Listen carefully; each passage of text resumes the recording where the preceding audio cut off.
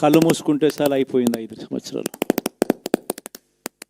మళ్ళీ 2024 నుంచి 2029 కూడా అదే మాదిరిగానే కళ్ళు మూసుకుంటే 2029 కూడా కళ్ళు మూసుకుంటే వచ్చేస్తుంది. ఇవి మనం గుర్తుపెట్టుకోవాల్సిన అంశం ఏమిటి అని అంటే, సినిమాలో ఓన్లీ ఫస్ట్ హాఫ్ మాత్రమే అయ్యింది. గతంలో కూడా ఇదే మాదిరిగా పరిస్థితులు ఉన్నప్పుడు కూడా మనం ఏ మాదిరిగా పైకి లేచాము అన్నది కూడా మీ అందరికీ తెలిసిన విషయాలే. నేను ఒక్కటే మీ అందరికీ చెప్తా ఉన్నా, ప్రజల్లో ఈరోజు మనం చేసిన మంచి ఉంది, ఇంటింటికి మనం చేసిన మంచి ఇంకా బ్రతికే ఉంది. ప్రజల్లో ఈరోజు మనం చేసిన పాలన మీద విశ్వసనీయత అనే పదానికి అర్థం ఈ రోజుకి కూడా ప్రజల్లో ఉంది. గడప గడపకు మనం చేసిన మంచి ఇంకా ప్రజల్లో బతికే ఉంది. మరి ఇవన్నీ ఉన్నప్పుడు మళ్ళీ మనం లేయడం కూడా తథ్యం. కాకపోతే కొంచెం టైం పడుతుంది, ఆ టైం ఇవ్వాలి. ఆ టైం ఇచ్చినప్పుడు, అది జరిగినప్పుడు, పాపాలు పండినప్పుడు ఖచ్చితంగా మళ్ళీ మనం పైకి లేస్తాం. విషయం ప్రతి ఒక్కరం కూడా గుర్తుపెట్టుకోవాలి. ఎందుకు ఈ మాట కూడా చెప్తా ఉన్నానంటే, రాజకీయాలలో అన్నిటికన్నా ముఖ్యమైన అంశం క్యారెక్టర్, విలువలు, విశ్వసనీయత. ఈ పదాలకు అర్థం తెలిసి ఉండడం రాజకీయాలలో చాలా అవసరం. రాజకీయం అంటే ఎల్లవేళలా అధికారమే కాదు. అధికారంలో లేనప్పుడు కష్టాలు ఖచ్చితంగా వస్తాయి, కానీ ఖచ్చితంగా కష్టాలు వచ్చినప్పుడు మనం ఖచ్చితంగా ఏ రకంగా రియాక్ట్ అవుతాం అన్నది మన చేతుల్లో ఉంది.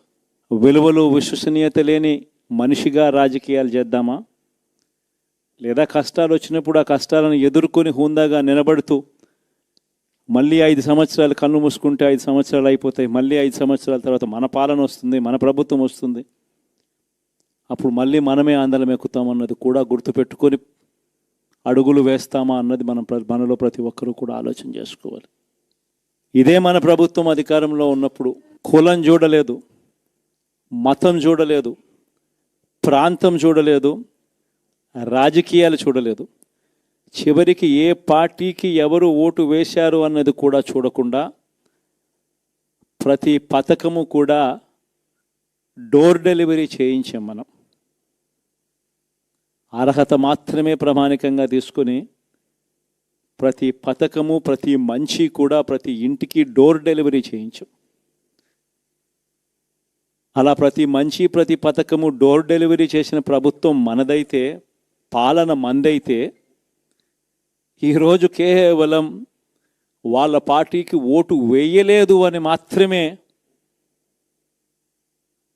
ఓటుకు వేయకపోవడమే పాపం అన్నట్టుగా ఈరోజు రావణ కాష్టం సృష్టిస్తూ ఉన్నారు, విధ్వంసం చేస్తూ ఉన్నారు,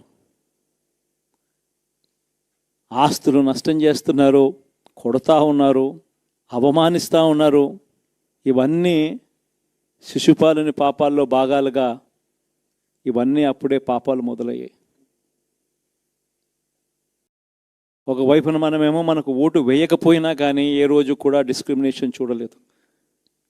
అటువంటి వాళ్లకు కూడా మనం డోర్ డెలివరీ చేసిన ప్రభుత్వం పాలన మందైతే, ఈరోజు కేవలం ఓటు వేయలేదన్న ఒకే ఒక కారణంతో ఏకంగా కొడతా ఉన్న పాలన వీళ్ళది.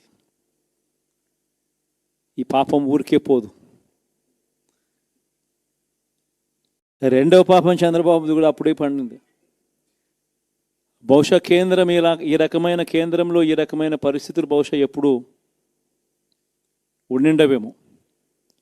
ఈ రకంగా కేంద్రంలో 240 ఎంపీలు మాత్రమే వచ్చిన పరిస్థితులు, రాష్ట్రంలో ఏకంగా వీళ్ళకు కూడా ఈ మాదిరిగా మంచి నెంబర్లు వచ్చిన పరిస్థితులు, ఎన్డీఏలో మళ్ళీ చక్రం తిప్పుతా ఉన్న పరిస్థితులు. ఇలాంటి పరిస్థితుల్లో కూడా ప్రత్యేక హోదాను అడక్కపోవడం చంద్రబాబు చేసిన మరో పాపానికి కూడా మరో నాంది.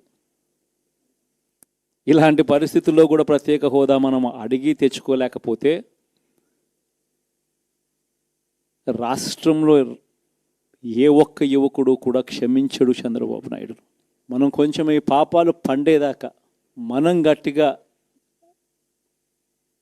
దీన్ని నిలబడగలిగితే, ముందుకు తీసుకొని పోగలిగితే ఈ పోరాటాన్ని ఆటోమేటిక్గా శిశుపాలని 100 పాపాలు ఫాస్ట్గా ఎరోడ్ అయిపోతాయి. అంటే ప్రతి ఒక్కరూ ఈ విషయాలన్నీ గుర్తుపెట్టుకోమని కోరుతాం. ఇవన్నీ బహుశా నేను చెప్పేటివన్నీ కూడా మీ అందరికీ కూడా తెలియనేటివి కాదు. కేవలం నేను మీ అందరికీ గుర్తు మాత్రమే చేస్తా ఉన్నా.